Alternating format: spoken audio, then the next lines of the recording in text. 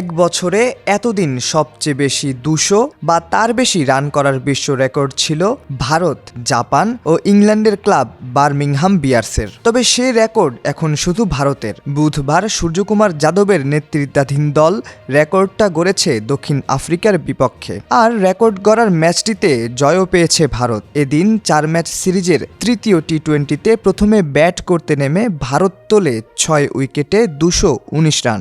জবাব দিতে নেমে দক্ষিণ আফ্রিকার ইনিংস থামে কেবল ২০৮ রানে।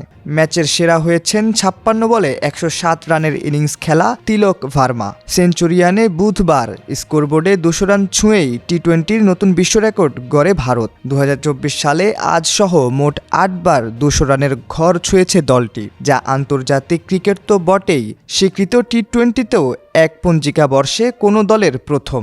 এক বছরে সর্বোচ্চ ৭ বার ২০০ বা তার চেয়ে বেশি রান করার কৃতিত্ব এখন ভারতের। দক্ষিণ আফ্রিকার বিপক্ষে সিরিজের তৃতীয় টি-20 জিততে বুধবার ঘাম ছুটে যায় ভারতের। শেষ ২ ওভারে দক্ষিণ আফ্রিকার জিততে দরকার ছিল ৫১ রান। ম্যাচ অনেকটাই ভারতের নাগালে।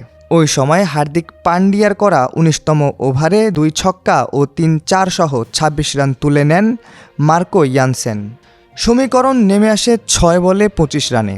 তবে অর্শদীপ শেষ ওভারের তৃতীয় বলে ইয়ানসেনকে এলবিডব্লিউতে ফিরিয়ে দিলে ভারতের জয় আর আটকানো যায়নি। এর আগে ভারতকে ২০০-র বেশি রানের পুঁজি গড়ে দিয়ে যান তিলক ভার্মা ও অভিষেক ভার্মা। তিনে নামা ভার্মা করেন ৫৬ বলে ১০৭ রান। তার ইনিংসটিতে ছিল ৭টি ছক্কা ও ৮টি চার। এর আগে অভিষেক শর্মা ২৫ বলে করেন ৫০ রান, যা ভারতকে বড় স্কোর করার ভিত তৈরি করে দেয়। শেষ পর্যন্ত ঠিকই কষ্টার্জিত জয়ে ৪ ম্যাচ সিরিজে দলটি এগিয়ে গেল ২-১ ব্যবধানে।